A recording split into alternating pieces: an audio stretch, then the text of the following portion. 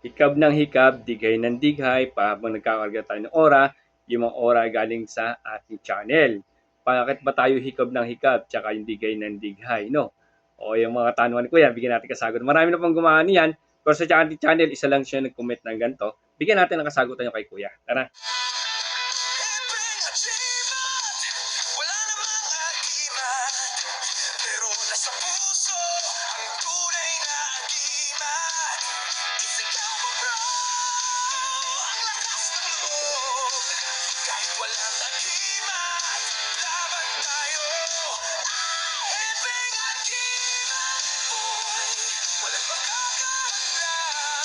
Basta nasa puso, tunay na agiman. Yung mapagpalang araw sa inyo. God bless at more blessing. Ang katanungan ni Kuya, yung nadighay siya o tsaka nahikab, no? Almost parehas din naman yan, dighay tsaka hikab. Na tuwing nagkakarga siya, lagi nangyayari sa kanya yan. Ano ba yung kulang sa kanya? Ano ba yung dapat gawin niya? Pero itong mga oras to, galing sa channel natin. O, siya lang nag-komento ng ganito. Pero meron isa yata na upload dating to. Okay? Yung mga naghahanap po na aklat muna, ay doon kayo sa Ligid kumuha kay Anthony Slatico Valderrama, ang may-ari ng Rex Bookal Center. Sa legit, marami pa lumalabas na mali-mali ngayon. Kaya sana, doon tayo sa legit kumuha. No? Direkta PM na lang po kayo dyan para kayo mag-usap kung magkano po yung ganyan at saka po, wala po akong alam sa presyo po ng ganyan. Okay? Diyan po tayo umuha na aklat. Mga kagima to, si pagdidighay kasi, usually ito, nabanggit ko na rin dati to, pero sa katanungan niya, baka nalampasan na, sobrang tagal na siguro ng araw na yun. Paano hindi na naman ko yung video na. Ayun, mga kagima, excuse me po. Sa mga ganun po kasi, ang kulang po kasi kalimitan niya, sabi ko lagi, ay kinukulang sila ng pondo kalimitan. O ama namin, sumasampalta, Panginoong Maria, Luwalhati, at mga meditation. Oo, kulang po. Ngayon, possible kasi sa ganito nangyayari, mga lagi na tina-experience sa mga kasama din natin, na sobrang ka ng karga sa ora, kulang ka sa pondo. So sobrang daming ora dito, kinuha mo na lahat, no? At kinakargang mo lagi araw-araw sa sarili mo, pero nagkukulang sa pondo, kulang sa ama namin, sumasampal tayo, Panginoong Maria, Luwalhati, pagki-cleansing. Ang the best kasi dito, no, yung magandang araw kasi dito, every time tayo magkakarga kasi talaga, usually kasi nagki-cleansing tayo. Cleansing ng asin, kuskus ng asin sa kamay, paa, maligo muna tayong tubig may asin, magpatawad tayo, no? Humingi tayong tawad sa Ama at magpatawad tayo. Manalangin tayo ng Ama namin sumasampal tayo. Ngayon, pagkukulang ka sa Kanya, siguro ang limit na ginagawa sa kulang ganun, tatlong Ama namin sumasampal tayo, Panginoong Maria, Luwalhati, paggising ng umaga at bago matulog ng gabi at bago magkarga.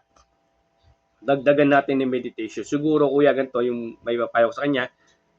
Kung sobrang dami yung kinakarga mo, medyo buwasan mo ng konti. Tingnan mo yung mangyayari sa'yo kung mawawala ang digay mo. Tapos, dagdagan mo ng meditation. Yung mga video tayo dito na ginawa para sa mga meditation natin, check nyo lang po. Meditation, tapos yung ama ng sumasampaltaya, ituloy-tuloy nyo. Tapos yung oras mo, try mo munang bawasan muna ngayon. Pag hindi ka nagdidighay ng yan, tsaka yung naghihikab, pag binawasan mo siya, tsaka ka magdagdag, pag tawag dito, meditation, tsaka yung ama ng sumasampaltaya, pag hindi ka nagdidighay na ng konti, ang oras, tuloy mo yung ama na sumasampaltaya, tapos meditation, tapos tsaka ka magdadagdag ulit. O yun yung mga may papayo ko kay Kuya sa kanyang katanungan, no? Sana makatulong kay Kuya yung ganito. No? Marami na rin po tayo nakasama na ganyan, no? Sa mga ibang napayuhan na rin natin sila, ginawa nila yan. Ngayon, kung hindi ko ubra sa'yo, comment ka lang ulit kung meron pa. Pero usually kasi, totoo lang, wala pa naman nagpipidback sa atin na sa mga pinayuhan natin na bumabalik pa rin yung ganun. Okay? Iba kasi, meron kasi ako mga nakasama na pagka naggagamot sila, gumaganon.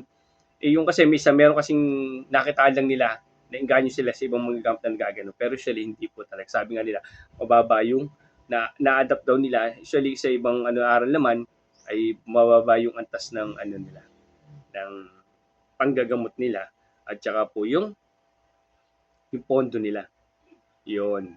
Yun po yung mga part ng mga naaral natin. No? Pero kasi iba naman kasi hindi yung ganun ang aral. Kaya respeto na lang natin yung kanila din. Oo, basta sa akin, nagtatanong kayo din sa video ko, sa channel ko, nagbibigay tayo ng aral based sa ating natutunan at nagagamit, no? Kaya kay Kuya, payo ko sa iyo, magdagdag ka ng pondo ang mga sumasampalataya, pag naman, try mo yung meditation, magbawas ka muna ng oras na kinakarga mo. Pag hindi ka nagdidigay, tuloy mo yung pondo, tapos magdagdag ulit. Punuin mo na uli dati. Yun, sana yung mga tunay, Kuya. Maraming salamat. God bless sa inyo lahat.